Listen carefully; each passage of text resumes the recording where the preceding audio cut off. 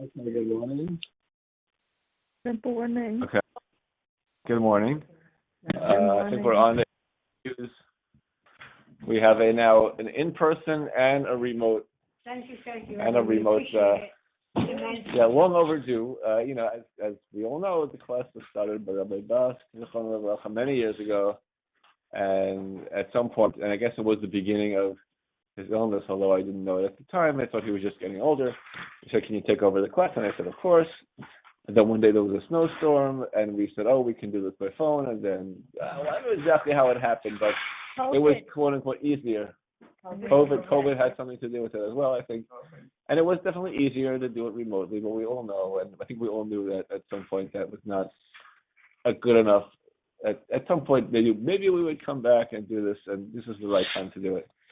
In the memory, but we can still have the remote option. Now, my phone is not, it is what it is. So if you have a problem with the reception, please let me know, text or say, or other people here with phones who can hopefully provide us with another alternative if it doesn't work well, but hopefully I'll leave the phone in the same spot and it will continue to perform for the next hour. I did learn some things on Sunday. I guess we all did. And I have been thinking about what a little bit about classes. And there's always different styles, and there's also always what's fun. I think it was Mrs. Reese who mentioned there was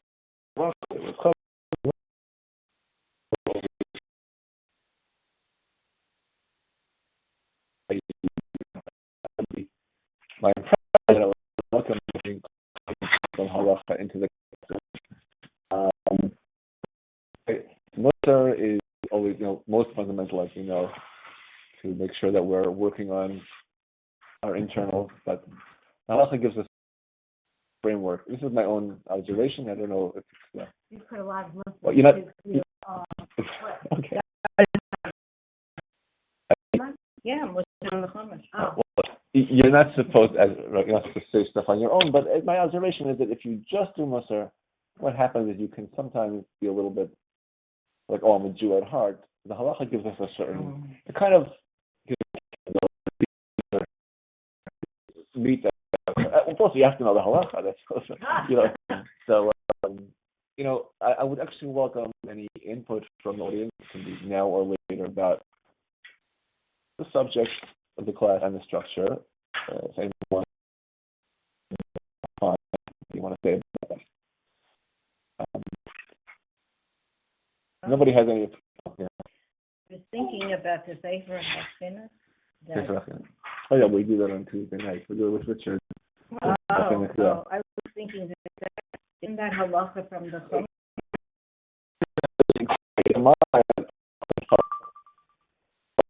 This one, I think, education, like the word Chanukah, it means dedication or education. It's all in concept.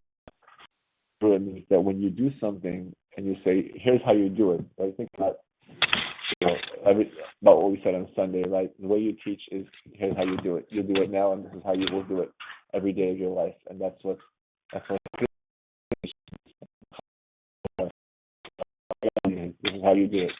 And Hanukkah, and like when you inaugurated the temple for the first time, or at the famous Hanukkah when they re-inaugurated it under the Maccabees, now we're going to start doing it again, and from this day forward, we will always continue to do it in this way. So the book, Sefer HaChinuch, basically takes the position that every mitzvah. He says something which is pretty obvious, really. He says it again and again because we always forget this. The mitzvahs don't provide anything for God because He doesn't need our mitzvahs. He doesn't need anything because He's God. By definition, the mitzvahs provide something for us. What we provide for God is we call the nachas ruach, the reach nichach, used in Bible space. We give God the pleasure, so to speak, of doing what He wants, which is what He wants is for us to do what we to give good to us. It's like when you give your grandmother the pleasure of eating her chocolate chip cookies, right? It's what she really wants is the pleasure of being able to give you pleasure. Same number, yeah. So So we give God the pleasure of being able to shower us with His goodness, and He makes the point that every mitzvah makes us a receptacle for God's goodness. God, He can only give us as much as we can receive, and we can receive as much as we're good enough to receive. By being good, we can receive His goodness. Every mitzvah makes us better in some way. Every mitzvah is chinuch. Every mitzvah is an education, an alteration. It dedicates us. It makes us different and better in some way. And so He takes each mitzvah and gives us just a snapshot. He says, "This is the mitzvah. Here's some basic rationale behind it. Here's what it's supposed to do for us internally, and here are some of the guidelines." So that is one way to. It's in order of the Torah, so it goes by portion of the week. The problem is it's uneven.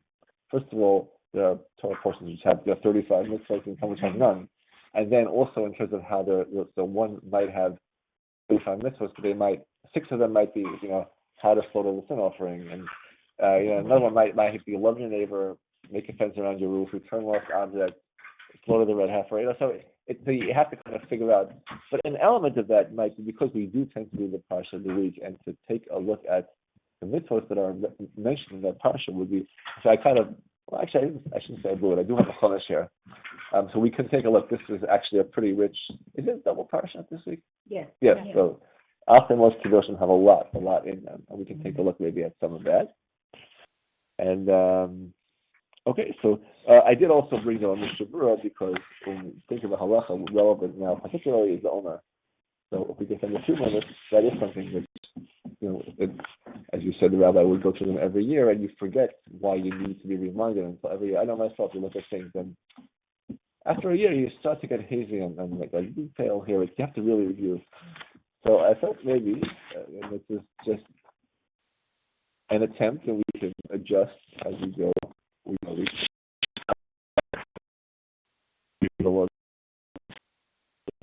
then we move on to the parsha and do some mussar and things like that.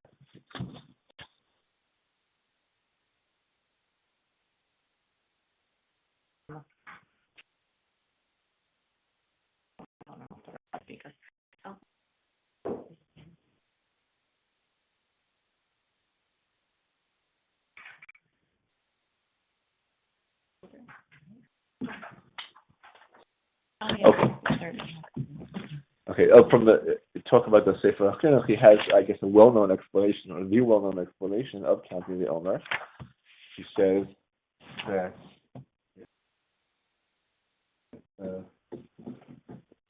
okay, I'm not going to get up and get it, but basically he says that what is the significance of counting the Omer? It's just Torah kind of arbitrarily tells us that we have a number of holidays, but from the holiday of Pesach we count 49 days until the holiday of Shavuos. Like many things in the Torah, there's no rhyme or reason that is attached to that in an obvious way. As a matter of fact, it's almost against the nature of the Jewish calendar. The nature of the Jewish calendar is a lunar calendar, which means that it goes by when you see the new moon. And now we have a fixed calendar, but for a lot of history, it was not. It was on a month-by-month basis. 2 people would have to show up in the court and say, "We saw the new moon," and the court would declare the month. So, almost by definition, there wasn't an exact number of calendar days in the year, and it was kind of unknown. That's why we have the 2 days outside of Israel, 2 seders and 2 this and 2 that, because they just didn't know, and we keep the same practice of just in case, doing everything twice in case we wouldn't get the communication time to know when the month started. So the idea that, well, it's 50 days between Pesach and Shavuos, well, how do you know that? I mean, what if the month is... I'm not sure what they used to do in the old days, honestly. I guess maybe they count the so I don't know. I never thought about that. But it's interesting that the Torah has a fixed number of days from one holiday to the next. So the meaning behind it, on a basic level, is that Pesach is the holiday when we left Egypt, and then it's a 7-day holiday because of the first day is the day that we left, the 7th day is the day that we crossed the Red Sea, and Shavuos marks the day that we stood on Mount Sinai and got the Torah. And when you count towards something, it's because that thing is very important, and you're anticipating it. And counting every year renews that feeling of anticipation. We're used to the idea, because we say it in the Haggadah, And the whole idea of the Seder is to retell and remember and relive the experience of coming out of Egypt. On Shavuos, we eat cheesecake, and sometimes the men stay up all night. But reliving the experience at Mount Sinai is, there isn't a concrete mitzvah in the Torah to retell the story. There is. When we say in the Shema, "This word that I command you today," the rabbis tell us that every day should be today as the first time. We're supposed to approach the Torah as if it's something new that we just got in the mail, a personal instruction book from the King of all kings, and we open it up with that enthusiasm and that sense of seriousness. And when you get a new piece of technology, maybe it's a smartphone, and you want to read the manual, you don't want to break it, that you don't want to miss out on all the wonderful opportunities that this new device. Men don't need instructions. Instructions, you want to know what, you want to know how it works, and you don't want to miss the opportunity, and maybe God will break the thing if you press the button. So when you get the Torah, you're supposed to look at the sense of urgency and value, and this is really important to get this right, and not to miss any nuances. And if I don't understand it and I can't translate it, then I run to, I think it's Rabbeinu Bach who said that. So that's how I'm supposed to look at it every day. And it's like it just came in the mail. I'm just opening it now and carefully tearing open the plastic and opening it up. I never heard that. That's it. I think Rashi mentioned it, but what Rabbeinu Bach actually says is that there's two different statements the rabbis say. One is it should be as new, and I think he says, and precious, as those are the two different versions, as the day you got it. And I believe he also says, I don't have it in front of me now, but I believe what he says is, the Rishiva talked about this, that's why I know he expounded upon this, that when we say Shema, right, and the Shema is 3 paragraphs, and each one is a selection from the Torah, except for the second line, Baruch Shem, which is actually not from the written Torah, but the first paragraph, really the first sentence, and the subsequent paragraph are one paragraph in the Torah. Shema Yisrael, Hear, O Israel, and the Lord our God is one. Right, that's the first statement everybody knows. The next statement is V'ahavta, you shall love Hashem with all your heart, with all your soul. And they say that means everything, all your money, any experience, and even if it means giving up your life. And then it says all these words that I command you should be upon your heart. So there's many statements about the different connections, the segue. How do you love Hashem? The rabbis tell us through learning these words. How can you connect? How can you love? How can you have a relationship with God? It says when you study the Torah and you see what the Torah says, that's how you appreciate God, and that's how you come to love Him. It's like all things involving love. You don't have to understand scientifically. You just have to know that it works. You have to do it. But what they also say, and this is what I think Rabbeinu Bach kind of explains the connection. If you imagine that you got the Torah today, imagine that you were actually standing there at the mountain and you actually saw the heavens open up and heard God's voice saying, I am the Lord your God. It took you in the singular, took you out of Egypt, not all of you, but you. And he says, at that, and then somebody came over to you with a gun or a torch and said, convert or die. Is there anybody who would hesitate for a second? The Jews have throughout their life, throughout history, Jews have been burned at the stake and been massacred and been persecuted. And the majority, I don't know the statistics, but certainly for much of history, even in Spain, when there was kind of an unfortunate whole history of the conversion and the Moranos, that wasn't the majority of the people who did that. A lot of people just left, and even the Morano, a lot of them got killed, burned at the stake because they were really being Jewish the whole time, and the Kazakhs came and they wiped out communities, and each of those people made a choice, and each of those people, committed the greatest act possible. And there was obviously a struggle. Not always. Some people did give into the temptation, and then later on in history, when we talk about the sword of Esav and the kiss of Esav, the kiss of Esav has been much more deadly for Jewish history than the sword of Esav. And in modern times, there's been a lot of, say, a checkered history. Not that we can blame or judge anyone, for the enormous challenges, unimaginable challenges that were faced, and they'll still continue to be faced by Jews. But if at the mountain, while we were standing there, all the thunder and lightning were flashing and the shofar was blowing in God's voice. At that moment, if any Jew was faced with any of the temptations in history, would any of them have hesitated for a second about making the right choice? No, it wouldn't even have been a challenge. They all would have given up their lives at that moment when you're hearing God's voice. So I feel that today, when you say the Shema, when you say the Torah, you should feel as if you're getting it now, today. And someone say, I remember one of the lines that stuck in my head from Sunday was when Rabbi David Meyerbach would say, people say, he meets people from the shul, and I say, do you remember me? He's like, what? Do I remember you? What kind of question? What do you mean, do I remember you? Yeah. The guy says, do you remember me? Do you remember that I gave you this Torah? What kind of question? I mean, if you feel like you're getting it now, just as real. People were writing in things like that. They're saying, I left the shul 15 years ago, but I feel like I left yesterday. And if you felt that way today, now there would be no challenge. It's because it happened. Well, we're committed 3,000 years of history. That's important. One of the things that's supposed to motivate us is, look, let's not drop the ball now after 3,000 years. Look at what our ancestors invested. That's also important. But to feel like we're doing it today, immediately, it's only worth to feel that way. It's not like some kind of thing. It's there. I don't know. You today, unreal and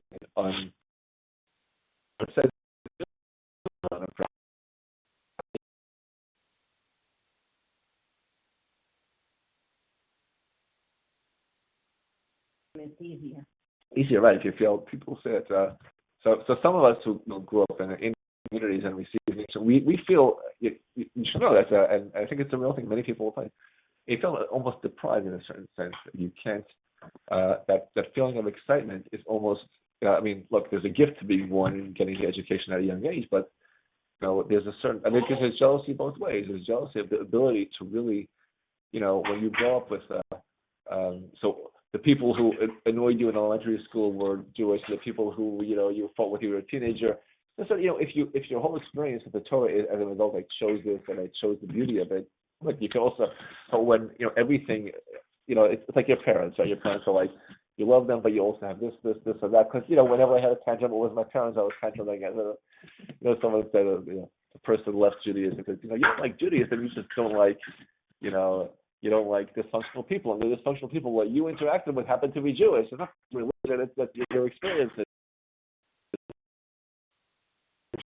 All of your life, the bad and all it's tied up with that. To be surrounded, but you tend to sort of attribute everything, to your religion. But no, that's the two sides of it. But you're doing mitzvot, and you're keeping in mind that it's a mitzvah, not that you're doing it because it's natural.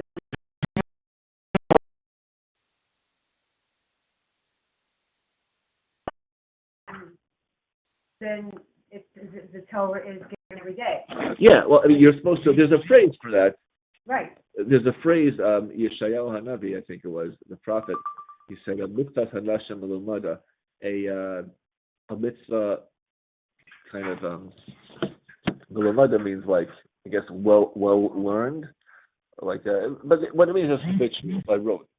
God said, it's interesting. God said, their fear of me was by rote. Like, how can you fear God by rote? But so it would be interesting to see how the commentaries explain that. But yarmulke, from Uri Malka, fear of the king, right? Right. People wear their yarmulkes.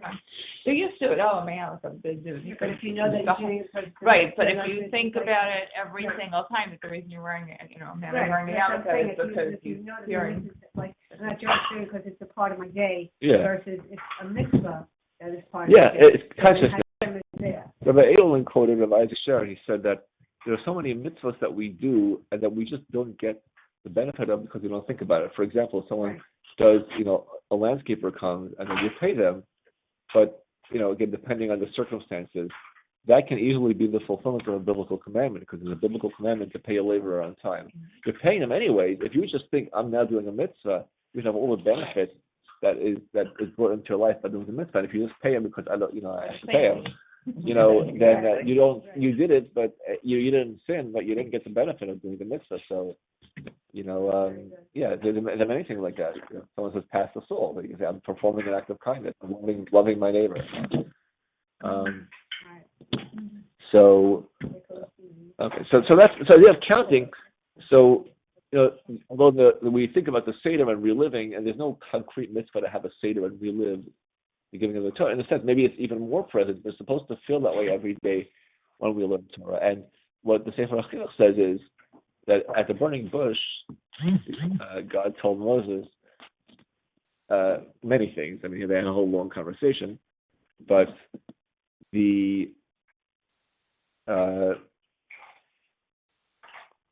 one of the things he said is, I want you to take the Jews out of Egypt, and here's the sign. This is a sign, you take the people out of Egypt, you will worship God on this mountain. So what mountain was it? So they say that mountain was Mount Sinai. That's where it was. It was a mountain in the desert. Right? And what does it mean? It means this is where you'll get the Torah. So what was it? This is the sign. What's a sign? So it's a phrase that can be interpreted in different ways. But one of the ways that it's interpreted is, I will take you out of Egypt, and that will be a sign of the next promise, which is I'm going to bring you to this mountain to receive the Torah. It's like saying, I'm going to give you $1,000, and as a sign of good faith, here's $50 up front. I give you a big gift, and here's a token. I'll buy you a car for your Afikoman present, and in the meantime, have some shochem matzah. So the Sefer HaChinuch says, you don't tell somebody, you say, I'm going to give you $1,000, here's $50 up front, or $100. You don't say, I'm going to give you $100 and here's $1,000 up front, right? That's not. So he says, if God is saying, I'm going to take you out of Egypt, right?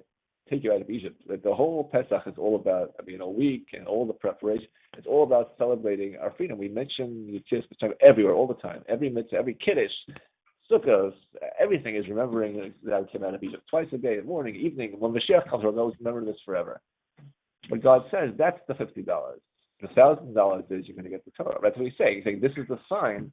When you come out of Egypt, that will be your advance. That will be a sign for something you coming up. So clearly, he says, if you think about how a slave anticipates the freedom and counts towards the days that he's freed, and then that's not what we count out. We count towards Pesach for different reasons. There's 6 weeks left, 5 weeks left. He says, but we don't have a mitzvah to count towards Pesach. We have a mitzvah to count from Pesach to Shavuot. The real count is a small thing. It's just a stepping stone for something more important to get the Torah, and that's what the count is every year. So we don't, instead of sitting at the Seder, this is how we do it. The way we relive, or one of the ways, the Torah, that there's nothing more exciting. We just can't wait. It's not like, 613 commandments. No, we can't wait to get the Torah. There's nothing more exciting. Like God went around and gave offering the Torah, different people. What's in it? Well, let's think about it. That's not for us. Like any good buyer will look at the great house. Can I do a walkthrough? I like the car. Can I do a test drive? And we said, bring it on, right? The counting is we're so excited. We can't wait. We can't wait to get the Torah. So that's from the sense of a classic explanation of the counting of the Omer. That means when you say today is the 37th day of Omer, and if you do it mindfully, you think I'm doing a mitzvah. That's the most important thing. Secondly, and what it represents, it can help build. Every mitzvah does something for us. That's what it can do for us. And he has a disclaimer. He repeatedly says that we only scratch the surface when we give rationales from mitzvahs. It goes deeper than any rationale. It's an important pitfall to avoid. People say, "Oh, this is a reason for the mitzvah, and therefore, I guess it doesn't apply." That's the beginning of it. So we never say this is the reason. We say this is a reason, or this could be a reason. Say in Hebrew they say right? The taste of it. Taste of it, right? It gives a flavor. He says that he even writes in the introduction. Says I have my boy, and the boys today, they could be out exploring all kinds of different subjects, and we want them to get into the Torah. So let's make it tasteful to them. So that when they start out as youngsters, they'll get into it, and hopefully they'll learn. That's the way he said it. It's for beginners. So just briefly to understand how the mitzvah works.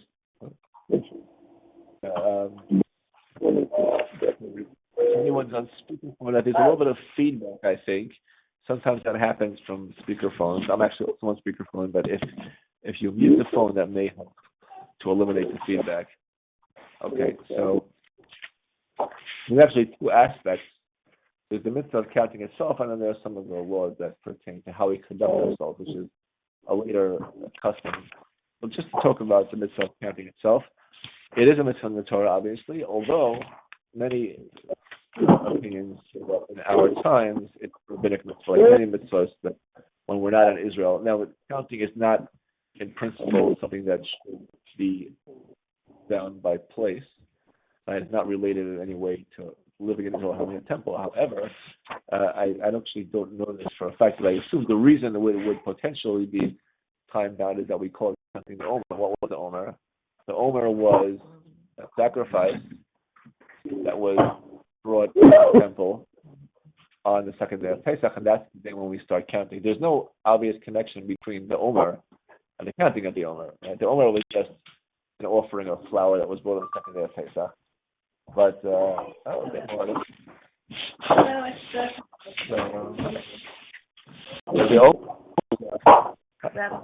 when did women begin to take on?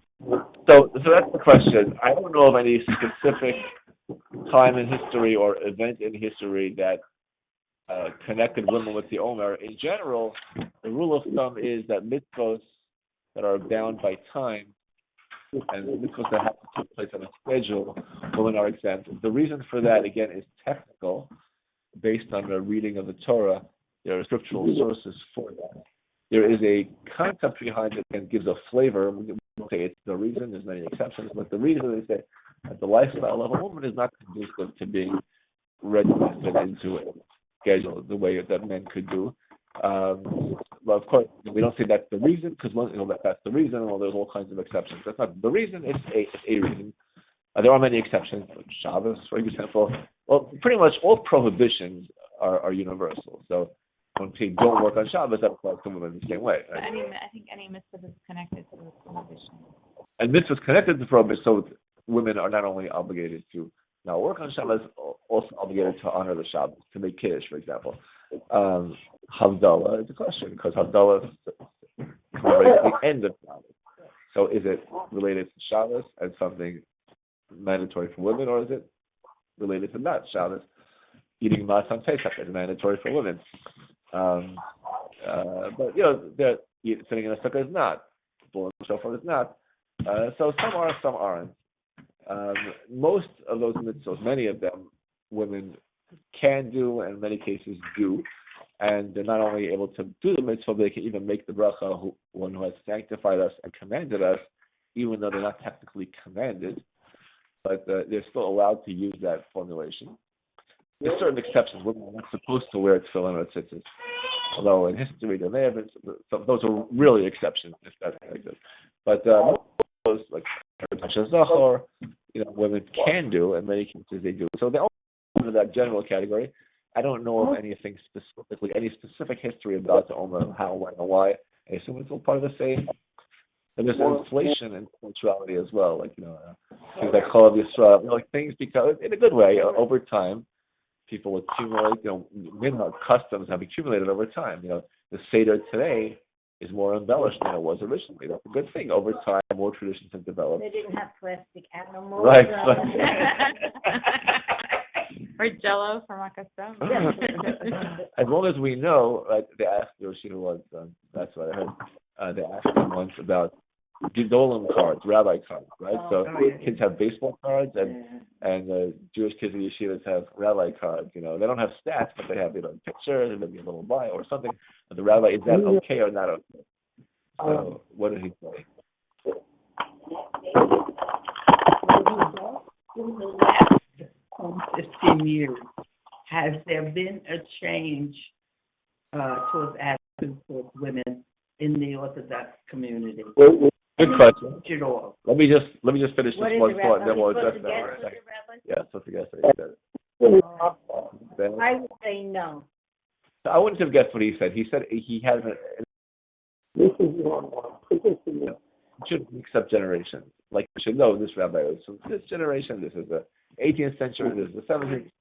You should understand like what's what. It's the Chafetz Chaim. It's not the same as a modern Rosh Yeshiva, or the building goes not the same as Rashi. You have to understand what's what. Anyways, has there been a change towards women in the last 10, 15 years? There shouldn't be, right? Because the Torah is unchanging. And we were saying earlier before you came that every day you have to look at it as if you got it today. So if the Torah is the most up-to-date book ever because we just got it today. So the Torah doesn't change. What does change, the circumstances change. So we have to address the circumstances differently. I think the circumstances have changed. I don't know about the last 10, 15 years, but women are more out there in general in society, and we adjust to that. It happens to be that I read that in Europe, in pre-war Eastern Europe, women were more likely to know the local language than men were, and maybe more likely to be involved in business than men were in certain areas. In the Town Yeshiva, they taught it. That's what Rabbi Brody, Rabbi those, that the women learned languages, Right. and they learned the business because they're the ones who dealt with Torah. So it's not necessarily something that's never happened before in history. And we adjust to those realities. We have the Torah has two parts to it. We call it halacha, the law. Getting back to what we started with, and the law are those things that are laws. It's going to be Shabbos, doesn't matter. Then there's what we call what's the other word for it? So I'd like to say customs, but let me make the following point. I think we've discussed this before. There's a whole chapter in Rambam about laws of neighbors. Now, there's different laws of neighbors. It comes from the Talmud. The particular law, there's another word for it, but particular laws of adjoining neighbors. The law is the following. Let's say I'm selling my house. It's going to sound like a tangent, but I'll see why it's connected. Let's say I'm selling my house. You want to buy my house. So you buy my house. So you give me the money, I give you the house. And the next day, someone knocks on the door of your new house and says, I'd like to buy the house. Like, who are you? So, well, I'm the next door neighbor, and I really should be in this house because I have the house next door, and then I can put the two houses together. I'll have a double. He said, yeah. He said, but I just bought this house. He said, well, too bad. And he opens up the Rambam, and the Rambam says, he's right. I really should have sold it to him, or he should have had the first rights to buy the house. And you shouldn't buy a house that the next door neighbor wants. That's what the neighbor is supposed to buy this house. And there's a whole bunch of laws. There's a whole chapter on it, when it applies, when it doesn't apply, how it applies. It all comes from the Gemara. So the Rambam, wrote his own kind of code of Jewish law from the Talmud, and he has all the laws. And one of the commentators on Rambam, Magid Lishda, very early, hundreds of years ago, he, at the end of all this discussion, said, wait, can you find this anywhere in the Torah? Like, where does it come from? I mean, open up the Torah. It's not one of the 613 mitzvos. And they have all these rules and a law that have no at all. So he says, let me tell you something. He says, the Torah, our wonderful holy Torah, has all kinds of instructions in it. A lot of them are mitzvot, like